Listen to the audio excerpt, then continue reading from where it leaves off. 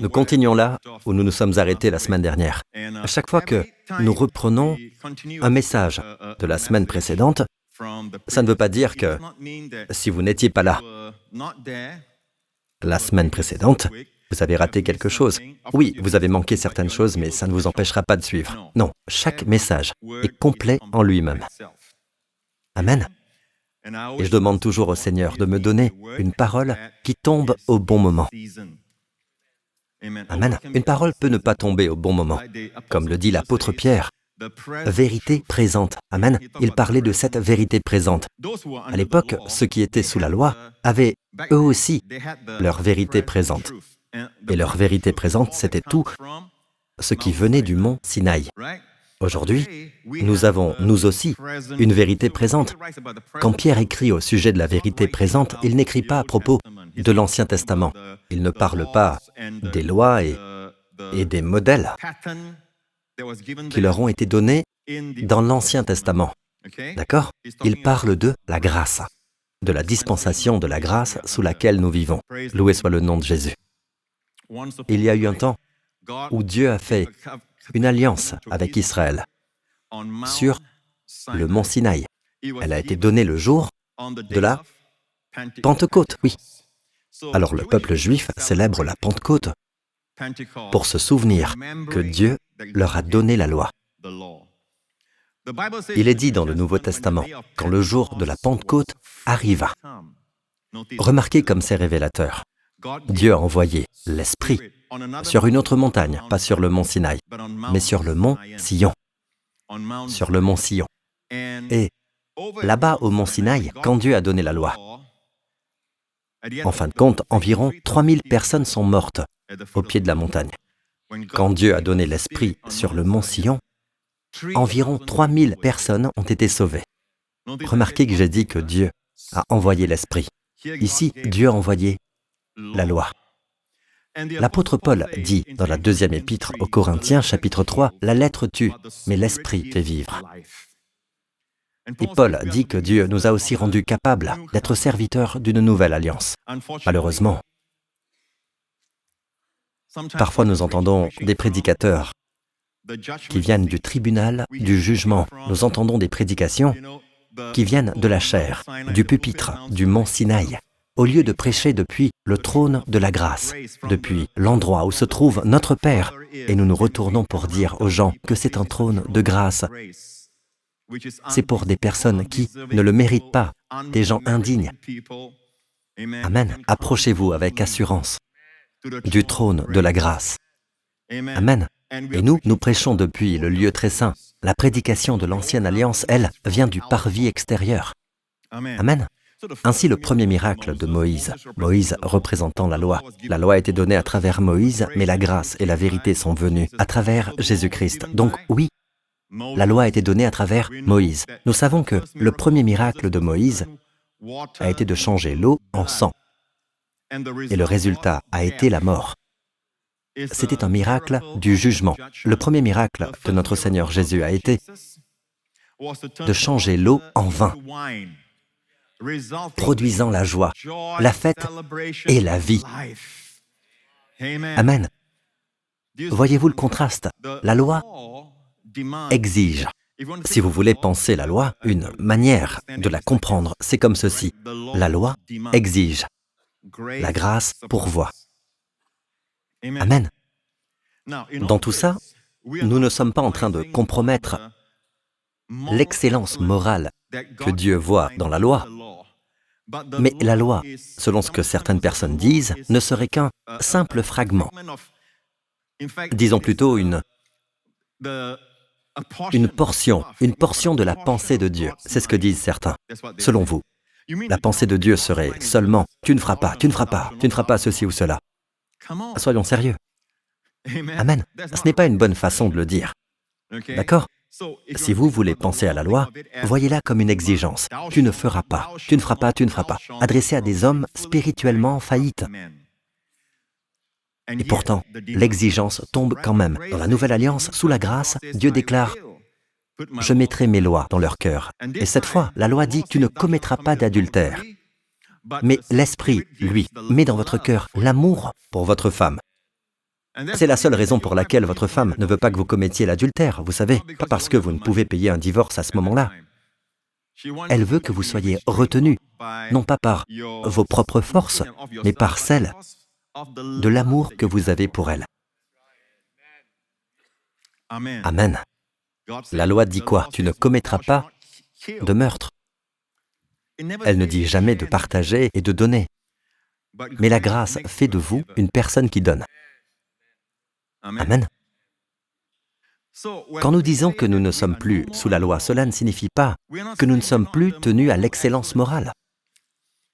Au contraire, l'Esprit produira en vous et à travers vous une excellence morale, du courage moral, la maîtrise de soi, la joie, la paix. La religion du mont Sinaï est très morose, mélancolique, triste, déprimée. Ici, il y a la joie. La Bible parle d'une joie indescriptible et glorieuse. Il y a toujours quelqu'un qui, dès qu'on parle du fait que nous sommes justifiés par la foi et non par les œuvres de la loi, il y a toujours quelqu'un pour venir dire « Pasteur Prince, vous savez, les œuvres, c'est important. » D'accord ? Tout dépend de ce que vous voulez dire. Les œuvres sont-elles importantes pour le salut ou bien elles le sont en elles-mêmes? D'accord? Les croyants devraient affirmer que nous devons vraiment maintenir de bonnes œuvres. Et vous avez entendu quelques-unes de ces bonnes œuvres qui ont été partagées, de là où je me tiens. Si c'est fait sous la conduite du Seigneur, alors ce n'est pas sur du bois, du foin ou de la paille. C'est sur l'or, de l'argent, des pierres précieuses. Tout dépend de la façon dont vous construisez dessus. Christ est le fondement, personne ne peut poser un autre fondement. Tout est dans la façon dont vous construisez dessus. Si vous faites des choses pour être justifié, c'est du bois, du foin et de la paille. Si vous faites les choses parce que vous l'aimez et qu'il vous conduit à faire ces choses, là ce sont de vraies bonnes œuvres qui sont produites. De l'autre côté, ce ne sont pas de bonnes œuvres, ce sont des œuvres mortes. Et la Bible parle du renoncement aux œuvres mortes. En d'autres termes, ces bonnes œuvres sont des œuvres de vie. Elles viennent de la vie. Puis-je avoir un bon amen? Vous êtes toujours avec moi jusque-là? Donc, sous la loi, écoutez, Dieu dit à Moïse, « Tu fixeras au peuple des limites tout autour de la montagne.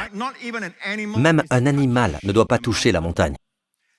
Sinon, on le lapidera et on le transpercera de flèches. » Nous parlons de flèches enflammées parce que la montagne était en feu. La Bible dit que le feu est descendu sur la montagne. N'est-ce pas? Il y avait des ténèbres, une tempête. Pourtant, il y avait du feu. On dirait une image de la colère de Dieu qui brûle en enfer. Et il y a le feu, et pourtant, il y a des ténèbres éternelles. Certains disent, « Eh bien, si je vais en enfer, je passerai mon temps à serrer la main de certains amis. » Tu ne verras aucun ami, mon vieux. Je peux vous l'assurer. Vous ne verrez même pas votre propre main.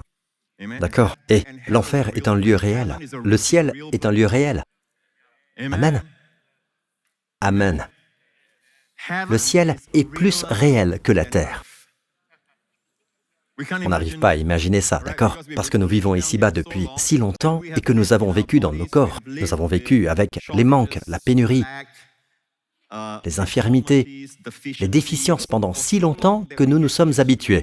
Vous savez, si vous avez une certaine infirmité qui vous affecte depuis un certain temps, vous pouvez en arriver à vous y habituer au point de ne même plus vous en rendre compte. Alors quand le cœur de quelqu'un qui croit dans le Seigneur, un croyant, quand son cœur s'arrête de battre et qu'il quitte ce corps, il se sent plus vivant que jamais, d'accord? Il se sent tellement rayonnant, il se sent en pleine santé, il se sent plein de vie, qu'il ne peut pas l'expliquer, il se sent tellement libre. Parce que nous nous sommes tellement habitués à toutes les lourdeurs de ce corps déchu. Et nous ne serons pas trouvés nus. La Bible dit que nous recevrons notre nouveau corps quand Jésus reviendra. En attendant, cet esprit ira au ciel avec le Seigneur jusqu'à ce que Jésus revienne. Et alors, ils reviendront tous pour réclamer leur corps ressuscité semblable au corps de Jésus. C'est ce qu'on appelle l'enlèvement. Et ça peut arriver à tout moment. Amen. Plus de larmes, plus de douleur. Amen. Plus de tristesse, plus de mort. plus de maladies. Et pour les étudiants, plus d'examens. Amen. Pour toujours et à jamais. Nous avons appris à accepter que la vie est ainsi. C'est la vie. C'est comme ça. Vous savez, vous ne pouvez pas vous attendre à être heureux tout le temps. Eh bien, au ciel, nous sommes heureux tout le temps. Heureux tout le temps. Amen. Et ce corps sera éternellement jeune. Je ne sais pas quel âge Dieu nous donnera là-haut. Peut-être 30 ans, comme quand Jésus a commencé son ministère, mais nous resterons définitivement à cet âge-là. Personne ne vieillit au ciel, parce que vieillir fait partie du processus qui est entré dans le monde avec le péché. D'ailleurs, les gens ont aussi des maladies à cause du péché, et ensuite ils meurent. Et par péché, je ne parle pas de votre péché, je parle du péché qui vient d'Adam. En tout cas, votre péché aujourd'hui peut provoquer des problèmes dans votre corps. Il y a un péché dont la Bible parle et qui a une répercussion directe sur votre corps. Elle dit que tout autre péché qu'un homme commet est extérieur à son corps, mais celui à l'immoralité sexuelle pêche contre son propre corps. Ne me demandez pas comment. Est-ce que ça raccourcit la vie? À chaque fois que vous le faites, quelques années sont retirées de votre vie, peut-être? Je ne sais pas. Que c'est une maladie qui va affecter votre vie? Je ne sais pas. D'accord? Tout ce que je sais, c'est que la Bible dit qu'il y a ce péché-là, et que d'autres péchés sont en dehors du corps, mais que le péché d'immoralité sexuelle va affecter le corps. Mon conseil, arrêtez. Et marchez dans la vie. Marchez dans la santé. Amen. De toute façon, pour vaincre n'importe quel péché dans votre vie, vous devez être sur le mont Sion, sur le terrain de la grâce, pas sur le mont Sinaï. Amen. Est-ce que j'ai un bon amen? Gloire au Seigneur. Une bonne illustration de cette idée. La foi sans les œuvres est morte, Pasteur Prince. Alors, qu'est-ce que vous voulez me dire exactement? Que nous sommes justifiés par la foi et les œuvres? Oh non, non, non, non, non. Ce que je dis, c'est que nous sommes justifiés par la foi. Que dirons-nous donc d'Abraham, notre ancêtre? Qu'a-t-il obtenu par ses propres efforts? Si Abraham a été considéré comme juste sur la base de ses œuvres, il a de quoi se montrer fier, mais non devant Dieu. En effet, que dit l'Écriture? Abraham a eu confiance en Dieu et cela lui a été compté comme justice. Si Abraham devait se vanter de ses œuvres, il a de quoi se montrer fier, mais non devant Dieu. Devant Dieu, ou en présence de Dieu, toutes nos œuvres sont comme des chiffons sales. Puis-je avoir un bon amen? Et si vous regardez le mot hébreu pour ces chiffons sales, laissez-moi vous le dire très clairement, on est tous des adultes ici. C'est une serviette souillée, une serviette hygiénique, en hébreu. C'est ce que sont ces chiffons sales. Il n'est pas écrit que nos péchés sont comme des chiffons sales. Il est écrit toute notre justice est pareille à un habit taché de sang devant Dieu. Amen. La Bible dit qu'Abraham n'a pas été justifié par ses œuvres. S'il avait été justifié par ses œuvres, il pourrait se vanter, mais pas devant Dieu. N'est-ce pas? En effet, que dit l'Écriture? Abraham a eu confiance en Dieu et cela lui a été compté comme justice. Pourquoi a-t-il eu confiance en Dieu? Pourquoi précisément a-t-il eu confiance en Dieu? Le texte continue en disant, « Or, si quelqu'un accomplit quelque chose, si vous travaillez pour quelque chose, ce que vous recevez, c'est un salaire, n'est-ce pas? J'ai raison ou pas? Or, si quelqu'un accomplit quelque chose, le salaire est porté à son compte, non comme une grâce, mais comme un dû. Vous travaillez pour votre patron, il vous donne un salaire. C'est votre salaire ou est-ce un cadeau de la grâce? La grâce, ça veut dire une faveur imméritée et injustifiée. Là, c'est un salaire. Par contre, si quelqu'un ne fait rien, mais croit en celui qui déclare juste l'impie, sa foi, lui, en Dieu, est comptée comme justice. Écoutez, beaucoup lisent si vite qu'ils ne prennent pas vraiment le temps de méditer la parole de Dieu. Avec la parole de Dieu, ralentissez. Regardez bien ce qui est écrit. Si quelqu'un ne fait rien, mais croit en celui qui déclare juste l'impie, pas celui qui est déjà pieux. Comment Dieu, le Dieu 3 fois saint, le Dieu tout-puissant, chez qui il n'y a ni changement ni ombre de variation, comment peut-il, en toute justice, comment peut-il,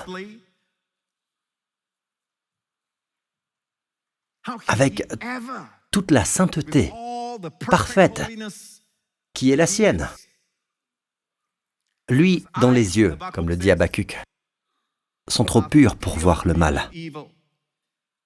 Comment peut-il déclarer juste les impies s'il justifie les pieux? Ça, nous pouvons facilement le comprendre. Pour ça, vous n'avez pas besoin du Saint-Esprit pour comprendre la loi. La loi, au fond, c'est « fais le bien, tu reçois le bien, fais le mal, tu reçois le mal ». Vous avez besoin du Saint-Esprit pour comprendre la grâce.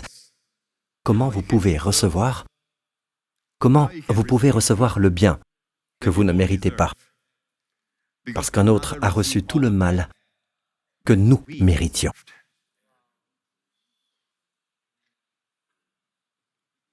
Les Singapouriens disent souvent qu'il n'y a pas de repas gratuit. Vous n'avez pas besoin du Saint-Esprit pour enseigner ça. Beaucoup de gens qui enseignent ainsi, fais ceci, il t'arrivera cela, ou fais comme on te recommande de faire, d'accord? Beaucoup de choses dans la loi relèvent du simple bon sens. Fais le bien, reçois le bien. Fais le mal, reçois le mal. Mais la grâce dit que vous pouvez recevoir un bien que vous ne méritez pas. Et ce Dieu saint, qui déclare juste l'impie, celui qui croit cela, sa foi lui est comptée comme justice devant Dieu. Dieu veut que vous ayez confiance en lui comme en ce genre de Dieu-là. Waouh! Alors comment expliquer que ce Dieu 3 fois saint puisse justifier des gens impies? Il doit y avoir un fondement juste à cela. Amen.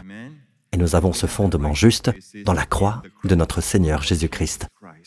Ce Dieu a tant aimé le monde. Il vous aime tant qu'il a donné son Fils unique. Et qu'est-ce qu'il a fait avec ce Fils? Il n'a pas épargné son propre Fils, mais l'a donné pour nous tous. Laissez-moi vous dire ceci. Ce Père aimait son Fils comme personne d'autre. C'est pour ça qu'il a dit à Abraham, « Prends ton Fils unique, celui que tu aimes. » D'accord? Parce que Dieu savait qu'un jour, lui-même prendrait son Fils unique, le Fils qu'il aime. Et si Abraham était prêt à offrir son Fils, bien sûr, Dieu n'a jamais voulu de ce sacrifice humain.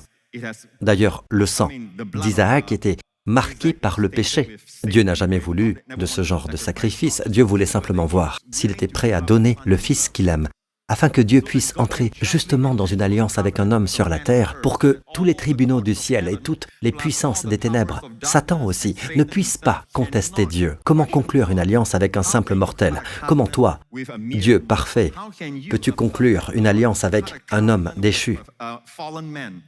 L'homme est imparfait, mais toi, tu es parfait. Il n'y a pas d'égalité, ce n'est pas une alliance entre égaux. Donc Dieu devait donner une épreuve. Vous les parents, ne vous inquiétez pas, il ne vous donnera jamais ce genre d'épreuve. Si jamais vous voyez un parent mener son enfant sur le mont Faber, arrêtez-le, d'accord? Il écoute la mauvaise voix. C'était quelque chose d'unique pour Abraham, pour voir s'il était prêt à offrir le fils qu'il aime. Alors, si votre partenaire d'alliance vous donne quelque chose, vous devez lui donner quelque chose en retour. Vous voyez la sagesse de Dieu? C'est tellement parlant. Prends ton fils, ton unique, celui que tu aimes. Oh Seigneur, pourquoi rendre ça aussi difficile pour lui? Dis juste, prends Isaac, hein? Demain je te dirai ce qui va se passer. Pas vrai? Ne dis pas, prends ton fils, ton unique, celui que tu aimes. Alors, quand le garçon et le père sont grimpés sur la montagne, il était probablement adolescent à ce moment-là. Le mot hébreu « na'ar » signifie un jeune. Et pendant qu'ils ont grimpé la montagne, le garçon portait le bois. Et Jésus aussi a pris la croix et est allé en avant en la portant. J'aime la manière dont Jean le décrit. Ce n'est pas comme s'il avait été frappé et forcé à la porter et qu'on devait le pousser pour qu'il la porte. Non, Jésus a porté la croix et est allé en avant. Un verbe actif. Il s'est avancé vers la croix à cause de la joie qui l'attendait en obéissant à son Père. Pas étonnant que le Père l'aime, parce que le Père l'a toujours aimé, mais il y a un moment fort où Jésus a dit « Le Père m'aime parce que je donne ma vie. » Amen. Et le garçon s'est retourné en portant le bois. Il s'est retourné. C'est un type, une figure de Jésus. Et il montait vers le mont Morija, qui est l'un des plus hauts sommets de Jérusalem. D'ailleurs, c'est là-bas qu'aujourd'hui se trouve le mont du Temple. Juste en dessous, si vous descendez, à l'intérieur de l'esplanade, vous verrez en fait le mont Morija. Je l'ai déjà vu. Je suis déjà entré à l'intérieur. Je l'ai déjà vu de mes propres yeux. Et c'est là que Salomon a construit son temple. C'est là que David a acheté l'endroit, l'aire de battage d'Ornan. Et c'est là qu'Abraham a amené son fils. Parce que Dieu lui avait dit, « Je te conduirai vers une montagne que je te montrerai. » Et sur cette montagne, Abraham a dit à la fin, « Yahvé, j'irai. » Voyez-vous, voilà ce qu'il en est. Le mont Morija, le mont du Temple, se prolonge jusqu'à un sommet plus élevé. Vous savez, c'est ici que le Temple a été construit.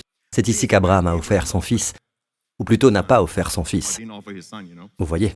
Mais c'est bien ici qu'il a amené son fils. Mais le sommet le plus élevé du mont Morija, c'est le mont Calvaire. Et c'est l'endroit où Jésus a été crucifié. Tout ça fait partie de la même chaîne de montagnes. Pas étonnant que la Bible dise qu'avant qu'il ne plonge le couteau dans son fils, Dieu l'a arrêté depuis le ciel. Et là, Dieu a dit, « Je sais maintenant que tu crains Dieu ou que tu l'aimes. » C'est la même idée que Dieu lui transmet. Et que tu ne m'as pas refusé ton Fils unique, le Fils que tu aimes. C'est pourquoi, en te bénissant, je te bénirai et je multiplierai ta descendance. Plus tard, dans l'Épître aux Hébreux, il est dit que c'est Dieu qui jure quand il emploie ce genre de paroles-là. Je te comblerai de bénédictions et je multiplierai ta descendance. Ensuite, le livre des Hébreux dit que tous les héritiers de la promesse sont aussi sous cette bénédiction jurée. Amen. Sous cette multiplication que Dieu a juré d'accorder. Est-ce que j'ai un bon amen? Il était sur le point de plonger le couteau. Et Dieu l'a arrêté.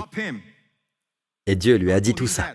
D'accord? Mais ensuite, la Bible dit qu'il s'est retourné et qu'il a vu un bélier. Un bélier, ce n'est pas un petit agneau qui grandit, n'est-ce pas? C'est en fait un agneau adulte, un animal arrivé à maturité. Et il était pris par les cornes dans un fourré. Un fourré, en fait, c'est un buisson plein d'épines. Et le bélier avait la tête enfoncée dedans. Et il était pris dans un buisson. On dit que les béliers ne font pas ce genre de choses. Les agneaux peuvent se laisser accrocher, mais les béliers ont de l'expérience. Ils connaissent le coin. Ils connaissent l'endroit. Ils connaissent le genre de plante qui pousse là. Aucun bélier ne va foncer tête baissée dans un buisson épineux, dans un fourré. Mais ce bélier l'a fait. Notre Seigneur Jésus a pris sa croix. Il a vu l'endroit, le calvaire, et il y est allé en avant. Amen. Et puis autre chose, c'est que quand on est pris par les cornes et pas par la laine, comme la plupart des jeunes agneaux inexpérimentés qui sont attrapés par la laine, quand on les sort de là, il y a des lacérations et des marques. Cet agneau-là n'est plus un sacrifice sans défaut pour l'offrande. Mais ce bélier-là était pris, ce bélier adulte était pris par ses cornes, pas par sa laine. Il était sans défaut. D'accord? Quand Abraham est venu pour sortir ce bélier de là, c'était très difficile de tirer un bélier coincé par les cornes, par ses cornes solides. Quand on l'a sorti de là, qu'est-ce qu'on pouvait voir? Ces cornes ressortent avec une couronne d'épines. Avec une couronne d'épines. La Bible dit, et je crois aussi que ce n'est pas seulement le bélier qu'Abraham a vu ce jour-là. Jésus a dit aux gens de son époque, « Abraham a été rempli de joie à la pensée de voir mon jour. » Et les pharisiens lui ont répondu, « Tu n'as pas encore 50 ans et tu as vu Abraham. » Alors Jésus leur a dit, « Avant qu'Abraham soit né, je suis. » Alors ils ont pris des pierres pour le lapider, parce qu'il se faisait l'égal de Dieu. Ce qu'il est, vraiment. N'est-ce pas? Qu'est-ce que ça veut dire? Abraham a été rempli de joie à la pensée de voir mon jour. Jésus a dit Abraham a été rempli de joie à la pensée de voir mon jour. Où est-ce qu'Abraham a vu Jésus? Dans ce bélier, je crois. Quand Dieu lui a dit « Retiens ta main, ne tue pas ton fils », Dieu a offert Jésus, pour prendre sa place et prendre la nôtre. Amen. C'est là qu'Abraham a eu la vision que, sur le mont Calvaire, Dieu allait offrir un agneau de sacrifice pour nous tous. Amen. Et vous savez comment il a appelé cet endroit? Écoutez bien, nous appelons ce lieu Yahvé-Jiré. Nous avons des chants et toutes sortes de choses sur Yahvé-Jiré. En réalité, le mot Jiré vient de l'hébreu Yiré. Yiré veut dire voir. Yahvé voit. Et pour la pensée juive, voir, c'est pourvoir. Si par exemple, vous me dites, Pasteur Prince, nous avons ça et ça à acheter et toutes sortes de choses, je vous répondrai, ne vous en faites pas. Je vais voir ça. Voir veut aussi dire pourvoir. Un autre principe que vous pouvez apprendre, si vous pouvez le voir, c'est que c'est déjà pourvu pour vous. Quand vous priez, ne vous voyez jamais démuni. Vous savez, il y a une chose, quand votre bouche dit « Seigneur, guéris-moi » ou « Seigneur, je veux surmonter ça dans ma vie », mais vous vous voyez toujours sous le pouvoir du problème. Non, voyez la victoire. Et la provision est déjà là. Voir, c'est pourvoir. Donc le mot « yiré » vient du verbe hébreu qui veut dire « voir ». C'est pourquoi dans la note en marge de certaines de vos Bibles, il est écrit « à la montagne de l'Éternel, il sera pourvu ». Ou littéralement « à la montagne de l'Éternel, il sera vu », d'accord? Yahvé-Jiré signifie « à la montagne de l'Éternel, il sera pourvu ». En réalité, c'est lui qui sera vu. Ça annonce que sur la chaîne des montagnes du Seigneur, il sera vu. Amen.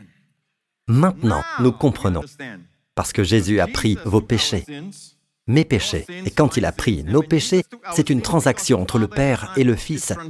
C'est comme si l'amour de Dieu payait pleinement tout ce que réclamait la justice du jugement de Dieu. C'est Dieu lui-même qui a pourvu à cet amour. Je vous le dis, l'amour que Dieu a pour vous et pour moi est prodigieux, au point que Dieu devait vous accueillir justement sur un fondement parfaitement juste. Dieu a dû envoyer son Fils. Amen. Quand Jésus était cloué en la croix, il a porté tous vos péchés. Et n'oubliez pas que la croix est en dehors du temps.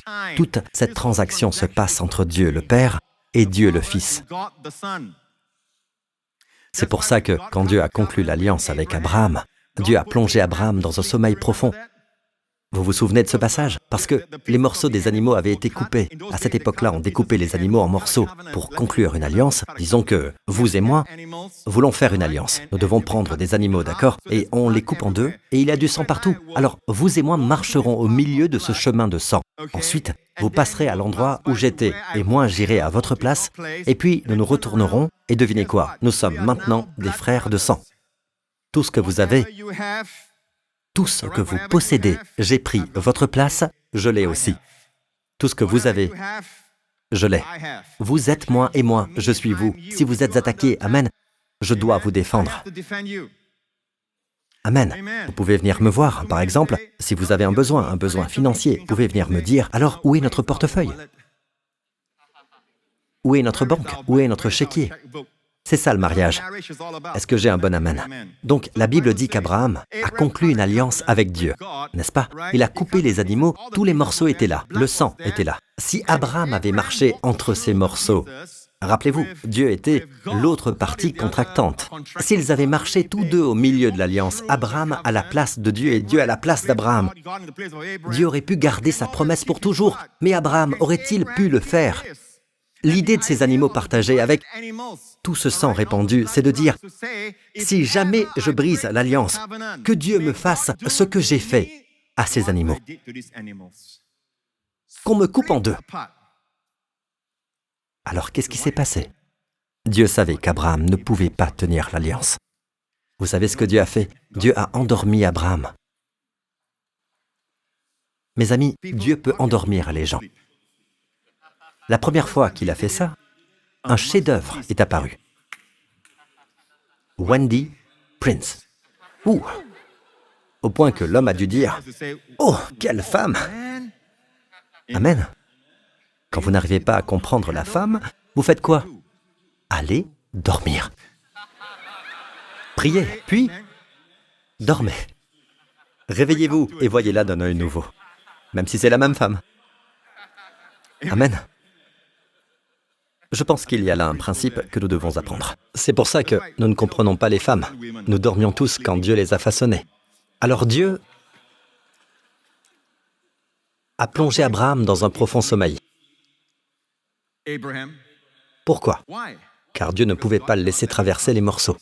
Si Abraham passait au milieu des morceaux, Abraham devenait responsable. Donc Dieu a fait dormir Abraham, mais Abraham a besoin de quelqu'un pour traverser à sa place, n'est-ce pas?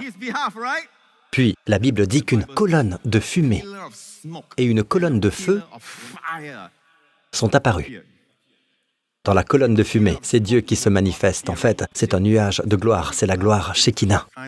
Dieu se manifeste souvent dans l'Ancien Testament, par exemple, en conduisant Israël, quand ils sont sortis d'Égypte dans une colonne de nuée. Mais qui est la lumière qui éclaire le monde aujourd'hui? De l'autre côté. Je suis la lumière du monde. Une torche flamboyante est apparue en faveur d'Abraham, représentant l'humanité. Ainsi, Dieu le Père et Dieu le Fils, qui allait aussi venir comme un homme, afin de représenter l'homme comme le nouveau chef fédéral de la race humaine, comme Adam était l'ancien chef fédéral de la race humaine. De tout ce qu'Adam avait fait, ses descendants sont devenus les bénéficiaires. Je fais allusion au péché, à la mort et à la maladie. Mais Jésus est le nouveau chef fédéral de notre humanité. Amen. Le chef fédéral de la race humaine, c'est notre Seigneur Jésus. Christ est la tête. Maintenant, regardez bien ceci. Jésus, à la place d'Abraham, et pour nous tous, a traversé à sa place. Amen. Donc maintenant, il représente Abraham. Si jamais Abraham, ou les descendants d'Abraham, rompaient l'alliance, qui en paierait le prix? Abraham? Ses descendants? Non, celui qui a marché au milieu des morceaux. Et quelle était l'accusation? Quelle était la peine pour celui qui brisait l'alliance? Finir en morceaux. Et puis, par la croix. Parce que Jésus représente chacun d'entre nous. Amen. Alors, sur cette croix, Dieu a mis tous nos péchés. N'oubliez pas que c'est hors du temps, donc Dieu peut atteindre les péchés du passé avant la venue de Jésus, depuis le tout premier Adam. Et ensuite, il peut atteindre jusqu'au tout dernier homme qui sera sur cette terre. Et vos péchés futurs alors? Quand Jésus est mort, était-ce juste les péchés passés et présents qui ont été pardonnés? Non. Il a pris tous vos péchés jusqu'au jour où vous verrez Jésus, ou jusqu'au jour où vous direz au revoir pour être auprès du Seigneur. Tous vos péchés ont été placés sur Jésus parce que c'est hors du temps. D'accord?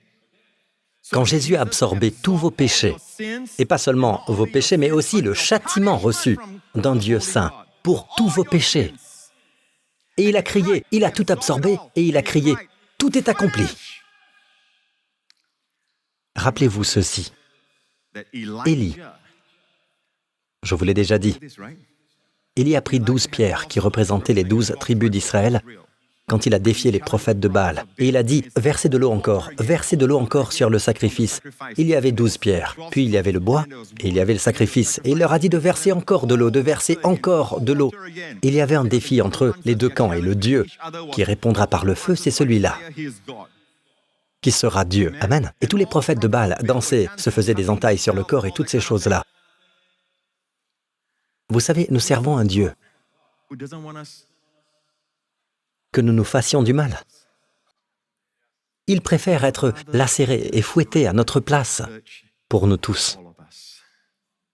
Arrêtez de vous faire du mal, que ce soit physiquement, mentalement ou dans une bonne relation, vous sabotez toujours tout parce que, au fond de vous, vous pensez ne pas le mériter.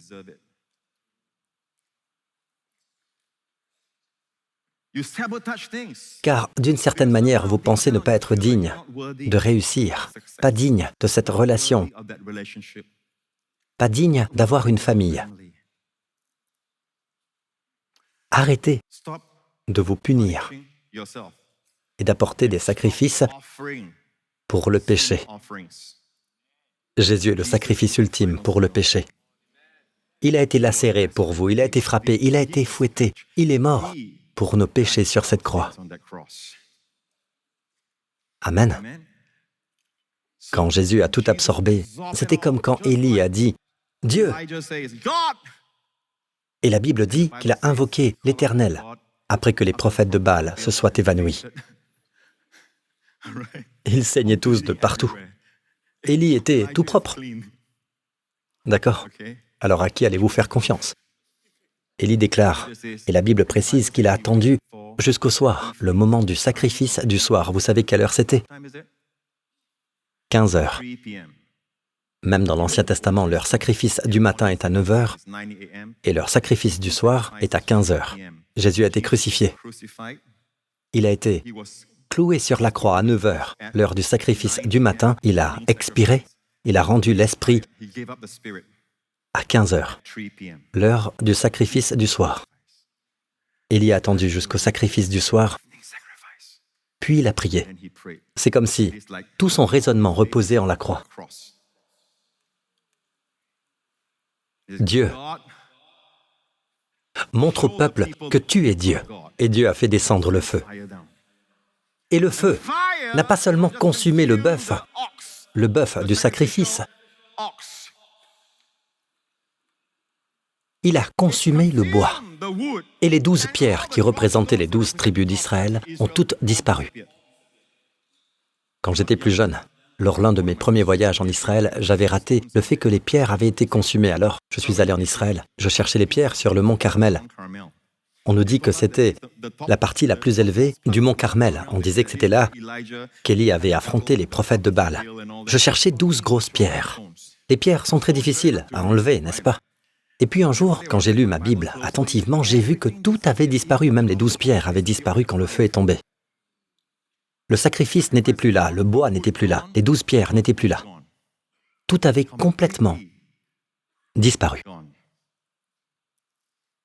Tout le peuple d'Israël est tombé, face contre terre en voyant ce duel. Et comment Dieu a répondu? Et ils ont dit, c'est l'Éternel qui est Dieu, c'est l'Éternel qui est Dieu. Yahweh, c'est lui qui est Elohim, c'est lui qui est Elohim. Ils savaient qui était le vrai Dieu. Amen.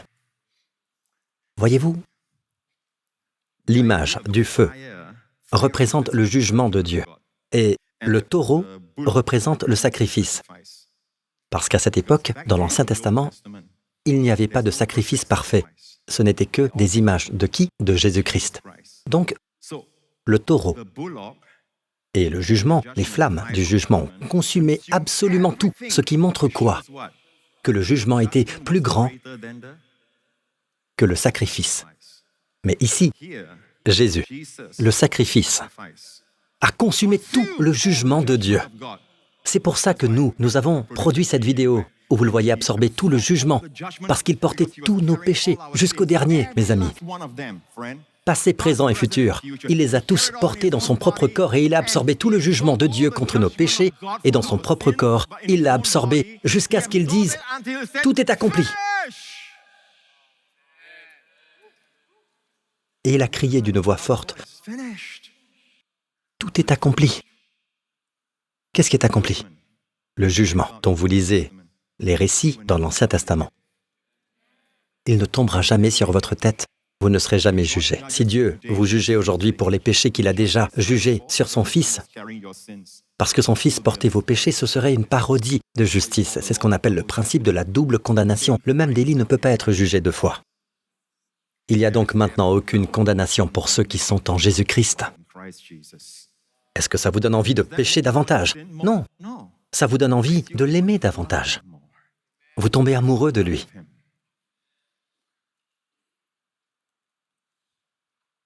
Amen.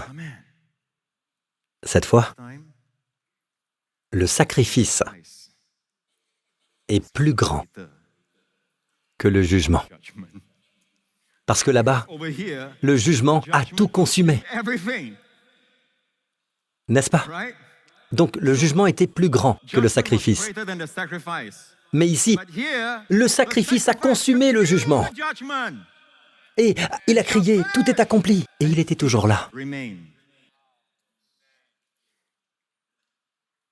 Et puis il a crié, Père, Je remets mon esprit entre tes mains. Le mot utilisé, écoutez bien, Jésus a expiré. Juste après, il a expiré. C'est les mêmes paroles qu'un roi utiliserait pour congédier son serviteur. Ce roi a congédié son esprit. C'est magnifique la façon dont la Bible le dit. La Bible ne dit pas que, comme pour la plupart des gens sur la croix, leur tête reste droite, n'est-ce pas? Après leur mort, la tête tombe. N'ai-je pas raison? Allô, la loi de la gravité. D'accord? La Bible dit que Jésus s'est positionné lui-même. Il s'est positionné lui-même. Et ensuite, sa tête n'est pas tombée parce qu'il est mort. Il avait autorité sur la mort. Il s'est positionné lui-même pour mourir sur la croix. Puis il a congédié son esprit. Il l'a fait. Puis il est mort comme un homme, pleinement homme, pleinement Dieu. Il est mort comme un homme. C'est pour ça que j'aime prêcher la grâce. Amen. Alors, vous entendrez des gens dire, « Eh bien, et qu'en est-il des œuvres? Jacques dit que la foi sans les œuvres, c'est la mort. » Alors, c'est quoi au juste, mon ami? La foi seule ou la foi avec les œuvres? Oh non, nous sommes justifiés par la foi, mais il nous faut aussi les œuvres. Vous pouvez juste vous calmer un peu? D'accord? Laissez les gens goûter à la beauté d'être justifiés par la foi sans les œuvres. D'accord? Sinon, on va finir comme ça. Chapitre 10, Épître aux Romains, je leur rends ce témoignage. Ils parlent du peuple juif. Ils ont du zèle pour Dieu, mais pas conformément à la vraie connaissance. Ils ignorent la justice de Dieu et cherchent à établir la leur propre. Vous diriez que ce sont des œuvres? Ce sont des œuvres? Ils ignorent la justice de Dieu qui est aujourd'hui donnée comme un cadeau. Jésus en a payé le prix. Aujourd'hui, vous et moi, nous recevons ce cadeau, chapitre 5, verset 17 de l'Épître aux Romains, avant de revenir à ce texte. Le voilà. Si par un seul homme, par la faute d'un seul, le péché d'Adam, la mort a régné, ceux qui reçoivent avec abondance la grâce et le don de la justice régneront à bien plus forte raison. Dites « don » 5 fois. Est-ce que c'est bien entré? Ce n'est pas une récompense de justice, c'est un don. Ceux qui reçoivent avec abondance la grâce et le don de la justice, qu'est-ce qui leur arrive? Ils régneront bien plus forte raison dans la vie. Dans la vie, oui, par Jésus-Christ lui seul. Et c'est pour ça que le diable a tellement peur de ces deux réalités, l'abondance de la grâce et le don de la justice. Il n'aime pas que qui que ce soit prêche abondamment sur la grâce. Il ne veut pas non plus que quelqu'un prêche sur le don de la justice. Il revient toujours avec les œuvres ou quelque aspect de la sainteté. La sainteté a sa place, oui, mais vous devez comprendre que la sainteté est un fruit. Vous savez, quand les Galates étaient sous cette illusion, sous ce mensonge, selon lequel il leur fallait ajouter les œuvres et la loi à leur salut. Paul a écrit 5 chapitres sur la loi et la grâce. La loi et la grâce, encore et encore. Ensuite, il dit au chapitre 5, les œuvres de la nature humaine sont évidentes. Ce sont l'adultère, l'immoralité sexuelle, l'impureté, la débauche, l'idolâtrie, la magie, les haines, les querelles. Ce sont les œuvres de la chair. Remarquez qu'il emploie l'expression « les œuvres de la chair ». Mais le fruit, pas les œuvres de l'esprit, mais le fruit de l'esprit. C'est l'amour, la joie, la paix. Même la maîtrise de soi n'est pas un effort, c'est un fruit. Pendant 5 chapitres, il parle de la loi et de la grâce. Les gens sous la loi produiront les œuvres de la chair, tout comme les enfants d'Israël au mont Sinaï. Même avant d'entendre les 10 commandements, ils ont dit en hébreu « Kol asher adabar Adonai naaseh » des paroles fortes, tout ce que l'Éternel a dit, avant même avoir entendu les 10 commandements. Nous ferons tout ce que l'Éternel a dit. Ça, c'est les œuvres de la chair. Et juste après, vous voyez le veau d'or. Le tout premier commandement, ils l'ont brisé. Êtes-vous toujours avec moi jusque-là? Vous comprenez?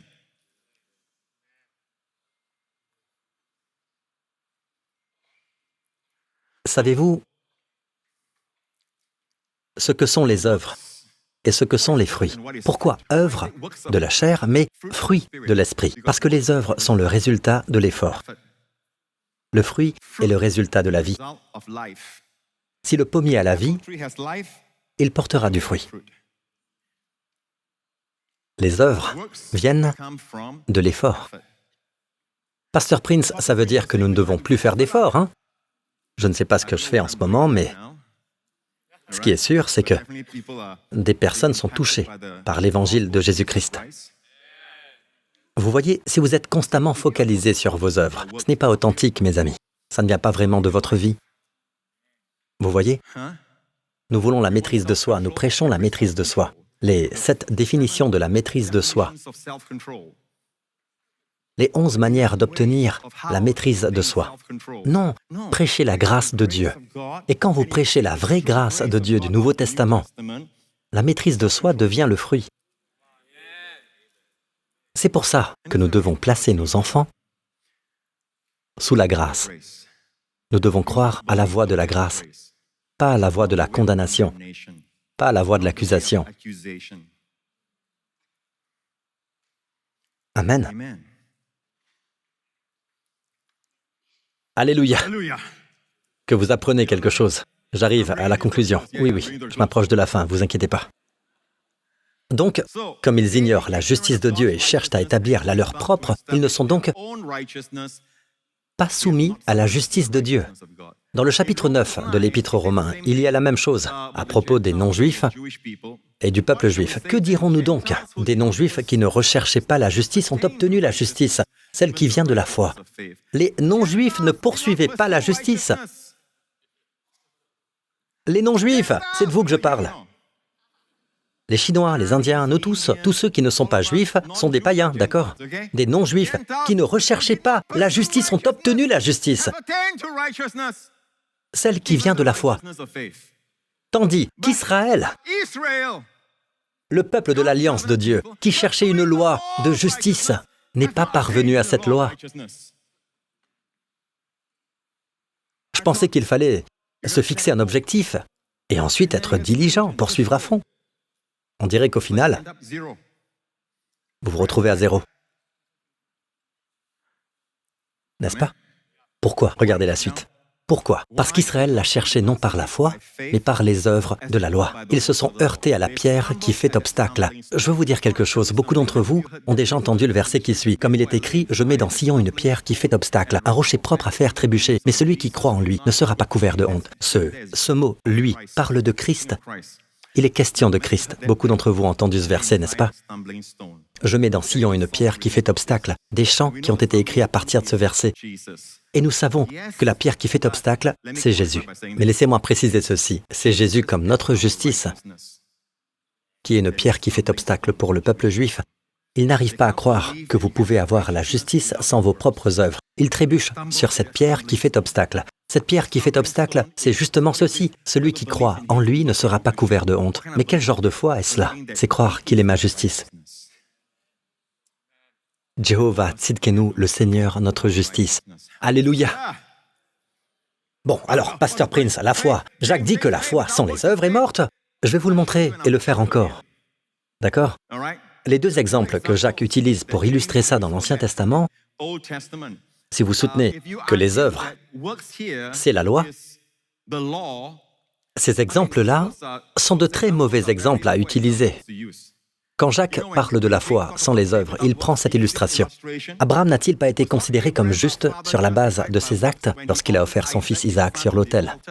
Abraham n'a-t-il pas été considéré comme juste sur la base de ses actes lorsqu'il... En réalité, Abraham a été justifié par la foi quand? Bien des années auparavant, avant même qu'Isaac n'existe, par une nuit éclairée, par la lune et les étoiles. Dieu l'a fait sortir de sa tente et Dieu lui a raconté l'histoire de l'Évangile et il a cru. Un jour, je vous parlerai de ce récit de l'Évangile qu'Abraham a contemplé dans les étoiles. Pas de numérologie ou d'astrologie, d'accord? Mais l'Évangile écrit dans les étoiles. Ils le connaissaient tous à cette époque. Les anciens connaissaient ce langage-là à cette époque. Et Dieu le lui a révélé, et il a cru. Et c'est là que nous trouvons ce verset. Il eut confiance en l'Éternel, qui le lui compta comme justice. Il a cru au même Évangile que vous et moi. Amen. C'est bien avant la naissance d'Isaac. À vue de nez. Probablement plus de 20 ans avant. D'accord? Ici, Jacques dit qu'Abraham a été considéré comme juste sur la base de ses actes lorsqu'il a offert son fils Isaac sur l'autel. Quand je vois ça, je vous soumets que Jacques parle de justification devant les hommes. Même ceux qui ne sont pas chrétiens connaissent l'histoire d'Abraham qui met son fils sur l'autel. Là, il est justifié par ses œuvres. Vous voyez bien ça, n'est-ce pas? La justification par les œuvres, c'est devant les hommes. Les hommes ne peuvent pas voir votre justification par la foi devant Dieu, mais ils peuvent voir votre justification par vos œuvres. Je me demande pourquoi nous sommes si impatients. Hein? Si Abraham a été sauvé par la foi, déclaré juste par la foi, et plus de 20 ans plus tard, il a produit le résultat. Cet exemple-là, il arrive quand? Bien plus tard. Et nous, on dit aux gens, dès le premier mois, où sont vos fruits? Les amis, détendez-vous. C'est comme un frère indien, un parent indien qui dit à son fils, « Hé, tu es indien, toi, tu le sais. Où est ta barbe? Regarde la barbe d'Abba. Regarde un peu cette barbe, hein? Qu'est-ce qui ne va pas chez toi? Pourquoi t'as pas de barbe? Comment ça, pas de barbe? Condamnation, accusation. Fais pousser ta barbe, garçon. » Le garçon a essayé, hein? Il a mis toutes sortes d'huiles, de l'huile zamzam, toutes sortes d'huiles différentes. Il a demandé conseil au pasteur Marc. Marc lui a dit, utilise ceci, utilise cela, toutes sortes de remèdes chinois, de plantes, de trucs qu'il se met sur le visage, et malgré ça, rien ne se passe. Sur ce garçon de 10 ans, rien ne pousse.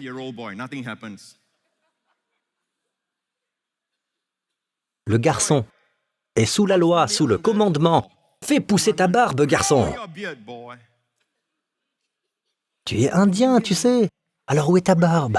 Et puis un jour, le garçon grandit, il devient ado. Et là, la barbe se met à pousser.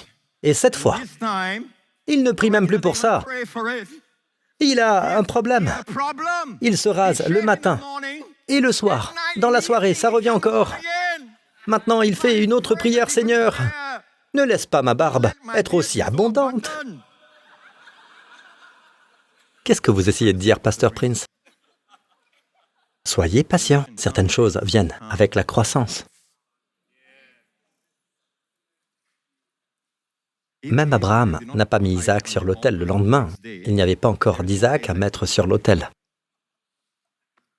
Et que voyez-vous? Sa foi agissait ensemble avec ses œuvres. D'accord? On descend un peu plus bas. Un autre exemple qu'il donne. Rahab, la prostituée, n'a-t-elle pas été considérée comme juste sur la base de ses actes lorsqu'elle a accueilli les messagers et les a fait partir par un autre chemin? Et ceux qui soutiennent que ces œuvres-là sont toutes sous la loi, d'accord? C'est un mauvais exemple, car savez-vous comment elle a fait partir les espions par un autre chemin? Elle a menti au sujet des espions. Pourtant, elle était déjà justifiée. On ne sait pas combien d'années plus tôt, parce qu'elle a dit aux espions quelque chose d'assez drôle. Pour moi, c'est un peu drôle. Elle a dit aux espions, nous avons entendu comment Dieu a mis à sec la mer Rouge pour vous. Vous savez à quand ça remontait? 40 ans. Et maintenant, après 40 ans d'errance dans le désert, ils sont en train d'entrer dans le pays promis. C'est comme si elle disait, mais pourquoi si longtemps? On a entendu ça il y a 40 ans. Pourquoi tout ce temps? Comment ça se fait que ce soit si long? Donc, quelque part en chemin, elle a cru. Amen. Et 40 ans plus tard, elle était probablement une jeune fille à l'époque. D'accord? Là, elle peut faire quelque chose pour eux. N'est-ce pas?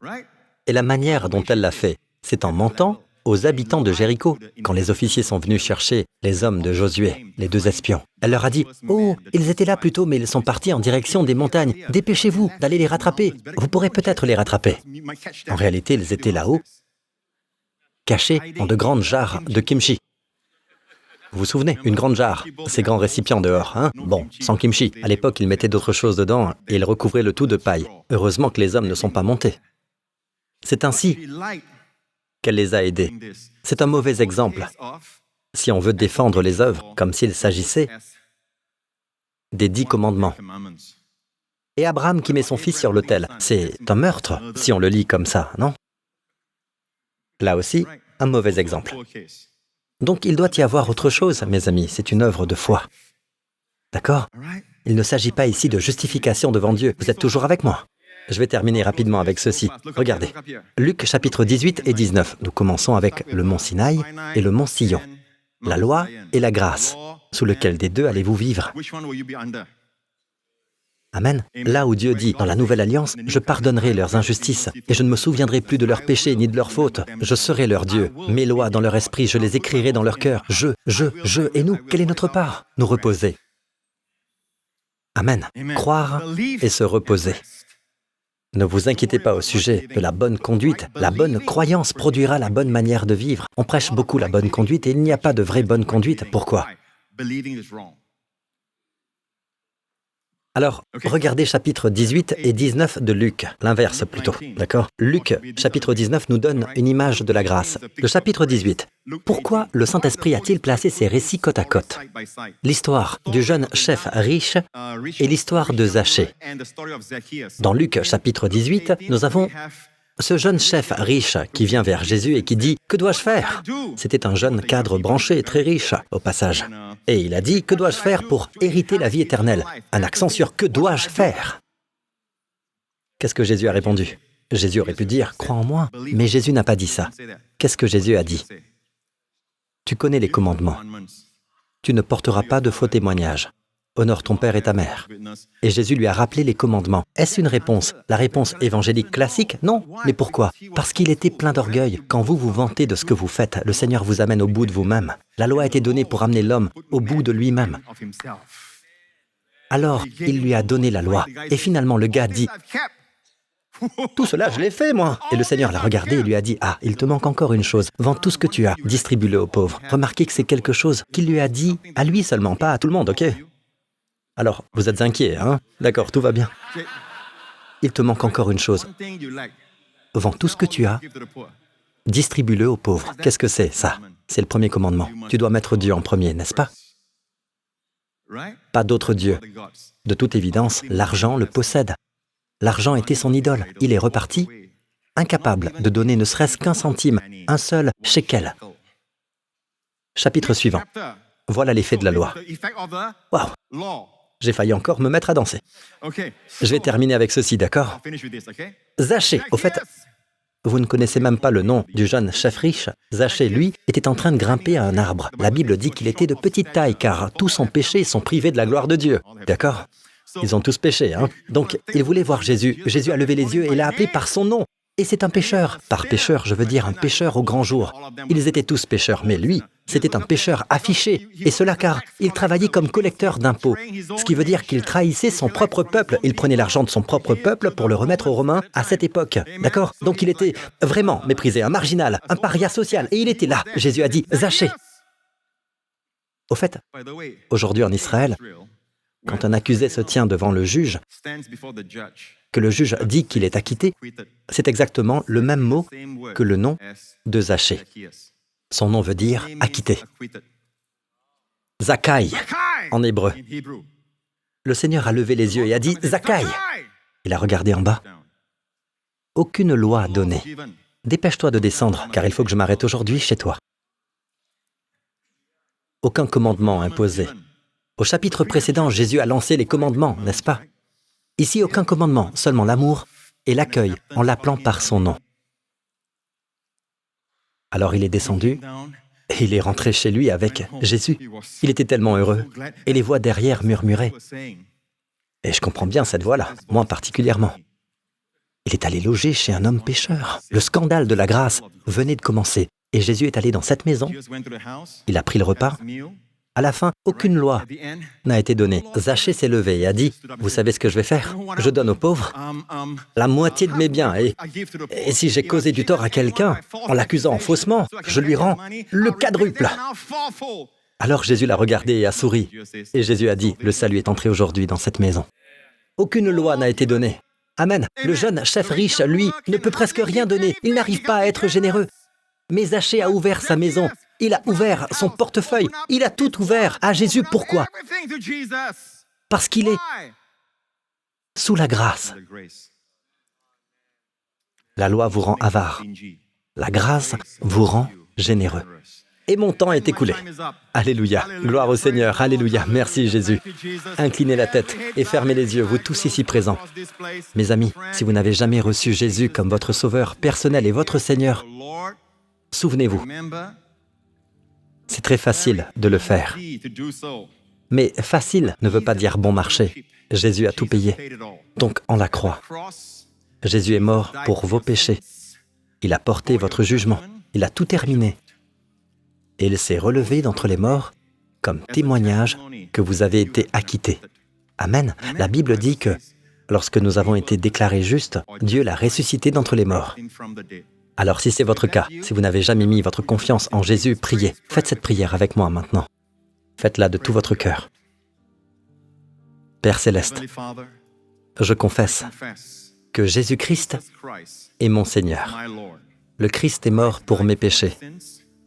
Le Christ est ressuscité d'entre les morts.